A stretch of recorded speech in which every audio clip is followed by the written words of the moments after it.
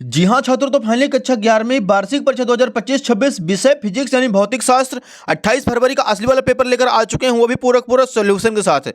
तो बच्चों आपको बिल्कुल भी टेंशन नहीं लेना है। यदि आप इस वीडियो को शुरू से लेकर लास्ट तक वॉच करते हैं तो 100% गारंटी है बच्चों की आपके इस बार फिजिक्स में 70 में 70 नंबर आने वाले हैं डियर। आपका एक भी नंबर कहीं पास कटने वाला नहीं है। तो चलिए बच्चों, बिना टाइम वेस्ट किए सबसे पहले आप देख लीजिए पेपर का फ्रंट पेज आपका कुछ इस टाइप का होने वाला है। एंड यहाँ पे सबसे पहले निर्देश दिए गए हैं। यहाँ पे बच्चों नीचे QR कोड भी दिया गया है, मतलब जो अपना क्वेश्चन पेपर बच्चों पूरा का पूरा असली है। यहां पे देखिए बच्चों, सबसे पहले दिया गया क्वेश्चन नंबर फर्स्ट हमारे सामने, सही विकल्प का चयन कीजिए। फर्स्ट नंबर है, एक व्यक्ति अपनी यात्रा की आधी दूरी V1 चाल से तथा शेष आधी दूरी V2 चाल से चलता है तो उसकी औसत चाल होगी। इसका आंसर करना है हमें option number B, V = 2 × V1 V2 / V1 + V2। Second number question है, यदि किसी वस्तु को ऊर्ध्वाधर ऊपर की ओर वेग u से फेंका जाता है तो उड्डयन काल होगा। इसका आंसर करेंगे ऑप्शन नंबर बी, 2u/g। तीसरा प्रश्न देखिए, यदि किसी स्प्रिंग को L दूरी तक खींचा जाता है तो उसमें संचित स्थितिज ऊर्जा 10 जूल बढ़ जाती है। यदि स्प्रिंग को L दूरी तक और खींचा जाए तो उसकी स्थितिज ऊर्जा कितनी और बढ़ेगी। इसका आंसर हो जाएगा ऑप्शन नंबर ए, 30 जूल। अगला देखिए चौथा क्वेश्चन, पिंड की गतिज ऊर्जा के एवं रेखीय संवेग P में संबंध लिखिए। इसका आंसर करेंगे option number D, K = P²/2m। पांचवा प्रश्न, निम्नलिखित में से असत्य संबंध है। इसका आंसर हो जाएगा option number C, L = I α। छठवां क्वेश्चन बच्चों, पृथ्वी की सतह से पलायन वेग का मान पिंड के द्रव्यमान m पर किस प्रकार निर्भर करता है। इसका आंसर करेंगे option number A, V = m⁴। तो बच्चों क्वेश्चन नंबर फर्स्ट जो था अपना पूरा पूरा कंप्लीट हो चुका है। क्वेश्चन नंबर सेकंड के लिए बच्चों मूव करते हैं अगले पेज पर। यहाँ पे देखिए पहले बच्चों सबसे पहले क्वेश्चन नंबर 2 दिया गया हमारे सामने, रिक्त स्थानों की पूर्ति कीजिए। इसका फर्स्ट नंबर क्वेश्चन है, 108 किलोमीटर प्रति घंटा बराबर 30 मीटर प्रति सेकंड होता है। दूसरा क्वेश्चन, सदिश वेक्टर A बराबर 6i cap plus 8j cap का मापांक 10 होगा। तीसरा प्रश्न है, बल का आवेग बराबर संवेग में परिवर्तन होता है। चौथा क्वेश्चन, किसी रोलर को खींचने की अपेक्षा ढकेलना कठिन होता है। पांचवा है, यदि किसी कारणवश इंजन को 100 डिग्री सेल्सियस एवं 0 डिग्री सेल्सियस के मध्य कार्य कराया जाता है तो उसकी दक्षता 26.8% होगी। छठवां क्वेश्चन है, रुद्धोष्म में प्रसार प्रक्रम में शीतलन होता है। तो पहले बच्चों यहाँ पे जो क्वेश्चन नंबर सेकंड था वो भी अपना पूरा पूरा कंप्लीट हो चुका, खाली स्थान। अगले देखिए प्रश्न 3, सही जोड़ी मिलाकर लिखिए। पहला प्रश्न इसका, वोल्टेज में नियतांक का मान ऑप्शन नंबर ई हो जाएगा 1.38 × 10⁻³ जूल प्रति केल्विन। दूसरा है स्टीफन नियतांक, इसका आंसर हो जाएगा 5.67 × 10⁻⁸। तीसरा है गुरुत्वाकर्षण नियतांक 6.67 × 10⁻11। चौथा है पृथ्वी पर पलायन वेग 11.2 किलोमीटर प्रति सेकंड।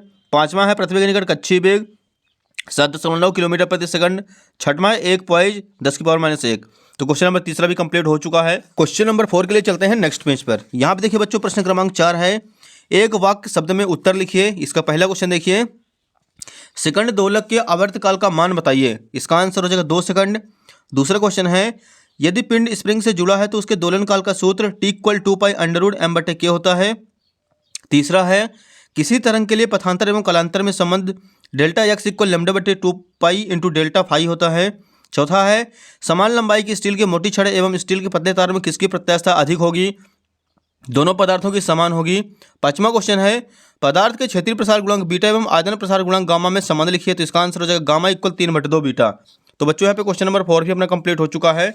नेक्स्ट देखिए अगला क्वेश्चन नंबर 5वां, निम्नलिखित कथनों के लिए सत्य अथवा असत्य कथन लिखिए। इसका फर्स्ट नंबर है, वायु का प्रत्यास्थता गुणांक ज्ञात नहीं किया जा सकता है। इसका आंसर हो जाएगा सत्य। दूसरा है, पिंड का जड़त्व आघूर्ण एक सदिश राशि है, ये हो जाएगा असत्य। तीसरा है, द्रव्यमान केंद्र सदैव वस्तु के भीतर उपस्थित होता है। इसका आंसर करेंगे सत्य। चौथा है, स्वतंत्रता पूर्वक गिरते हुए पिंड की गतिज ऊर्जा संरक्षित रहती है, सत्य। पांचवा है, गति करते पिंड के लिए संभव है कि उसकी चाल न बदले किंतु वेग बदल जाए। इसका भी आंसर हो जाएगा सत्य। तो बच्चों यहाँ पे क्वेश्चन नंबर 5वां अपना कंप्लीट हो चुका है। इसका भी आप लोग फटाक से स्क्रीनशॉट ले लीजिए। अगले क्वेश्चन देखिए बच्चों, यहाँ पे 2-2 नंबर वाले क्वेश्चन स्टार्ट हो रहे हैं बच्चों। सबसे पहले दिया गया हमारे सामने क्वेश्चन नंबर 6वां है, ऊर्जा समविभाजन का नियम लिखिए। तो यहाँ पे बच्चों सबसे पहले आपको लिख देना है उत्तर क्रमांक 6, ऊर्जा समविभाजन का नियम। तापीय साम्य की स्थिति में किसी ऊष्मागतिक निकाय की कुल ऊर्जा उसकी समय स्वतंत्रता की कोटियों में समान रूप से विभाजित होती है और प्रत्येक स्वतंत्रता की कोटियों में औसत ऊर्जा 1/2 kBT होती है। ये हो जाए क्वेश्चन नंबर 6। क्वेश्चन नंबर 7वां देखिए, ऊष्मागतिकी का 16वां नियम लिखिए। इसका आंसर लिखेंगे यहाँ पे, इस नियम के अनुसार ये दो निकाय किसी तीसरे निकाय के साथ पृथक पृथक तापीय साम्य है तो ये आपस में भी तापीय साम्य होते हैं। ये हो जाएगा क्वेश्चन नंबर 7।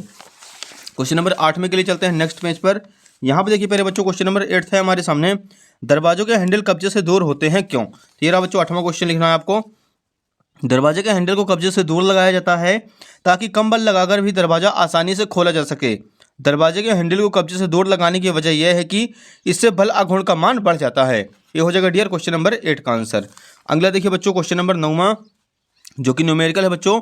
विराम में इससे 10 किलोग्राम की वस्तु पर लगे बल की गणना कीजिए। 2 सेकंड में उसका वेग 8 मीटर प्रति सेकंड बढ़ा दे तो। ये हो जाएगा बच्चों क्वेश्चन नंबर 9 का राइट आंसर। यह बराबर आ जाएगा 40 न्यूटन। क्वेश्चन नंबर 10 देखिए, 10वां है, सर्पी घर्षण एवं बेलन घर्षण में अंतर लिखिए। तो यहाँ पे लिखना है, पहले बॉक्स में सर्पी घर्षण, दूसरे बॉक्स में बेलन घर्षण। पहला हो जाएगा, जब एक वस्तु दूसरे वस्तु पर फिसलती है तो उनके संपर्क तलों के मध्य कार्य करने वाली घर्षण को सर्पी घर्षण कहते हैं। जब एक वस्तु दूसरे वस्तु पर लुढ़कती है या घूमती है तो उनके संपर्क तलों के मध्य कार्य करने वाले घर्षण को लोटनी घर्षण कहते हैं। दूसरा पॉइंट, सर्पी घर्षण का मान लोटनी घर्षण की तुलना में बहुत अधिक होता है।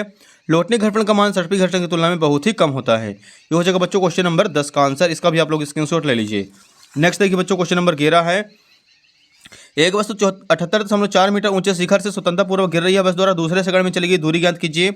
ये रहा बच्चों उत्तर क्रमांक 11 का आंसर। इसका भी आप लोग फटाफट स्क्रीनशॉट ले लीजिए। लास्ट में निकल के आएगा right answer 14.7 metre. Question number 12 देखिए पहले बच्चों, सार्थक अंकों की संख्या बताइए। पहला नंबर दूसरा नंबर दिया गया है, तो यहाँ पे हो जाएगा 0.023 में सार्थक अंकों की संख्या हो जाएगी 2 और 34.70 में सार्थक अंकों की संख्या करनी है 4। तो क्वेश्चन नंबर 12 भी यहाँ पे कंप्लीट। अगले पेज पर चलते हैं बच्चों क्वेश्चन नंबर 13 के लिए। क्वेश्चन नंबर 13 दिया गया है, नियत बल के लिए कार्य ऊर्जा प्रमेय लिखिए एवं सिद्ध कीजिए। ये रहा बच्चों उत्तर क्रमांक 13 का, अथवा कार्य ऊर्जा प्रमेय। सबसे पहले आपको यहाँ पे परिभाषा लिख लेनी है और इसका ये रहा बच्चों पूरा व्यंजक। लास्ट में निकल के आएगा W बराबर डेल्टा के, अर्थात बल द्वारा किया गया कार्य वस्तु की गतिज ऊर्जा में परिवर्तन के बराबर होता है। यही कार्य ऊर्जा प्रमेय है। तो इसका भी आप लोग फटाफट स्क्रीनशॉट ले लीजिए। अगला क्वेश्चन देखिए बच्चों क्वेश्चन नंबर 14 है, पृथ्वी की सतह से गहराई के साथ गुरुत्वीय त्वरण जी के मान में किस प्रकार परिवर्तन होता है, व्यंजक ज्ञात कीजिए। ये रहा बच्चों उत्तर क्रमांक 14 का आंसर। इसका आप लोग अथवा भी कर सकते हैं, केपलर के प्रथम नियम, केपलर का द्वितीय नियम, केपलर का तृतीय नियम, यही आपको याद कर लेना है। क्वेश्चन नंबर 15 देखिए, द्रव का प्रस्तराव किन किन कारकों पर निर्भर करता है। ये रहा बच्चों उत्तर क्रमांक 15 का आंसर। पहला पॉइंट द्रव्य के ताप पर, अशुद्धियों की विलेयता पर और तीसरा हो जाएगा संदूषण पर। इसका भी आपको फटाक से स्क्रीनशॉट ले लेना है। क्वेश्चन नंबर 16 देखिए बच्चों, अनुप्रस्थ तरंग एवं अनुदैर्ध्य तरंग में अंतर लिखिए। ये रहा डियर क्वेश्चन नंबर 16 का आंसर। एक साइड अनुप्रस्थ तरंग, दूसरे साइड अनुदैर्ध्य तरंग। पहला पॉइंट लिखेंगे, इन तरंगों में माध्यम के कण तरंग संचरण की दिशा के लंबवत कंपन करते हैं। इन तरंगों में माध्यम के कण तरंग संचरण की दिशा में कंपन करते हैं। दूसरा पॉइंट, इन तरंगों में सुरंग तथा गर्त बनते हैं। इन तरंगों में संपीड़न और विलयन बनते हैं। तीसरा पॉइंट, इन तरंगों को ध्रुवित किया जा सकता है, इन तरंगों को ध्रुवित नहीं किया जा सकता है। ये हो जाएगा बच्चों क्वेश्चन नंबर 16 का राइट आंसर।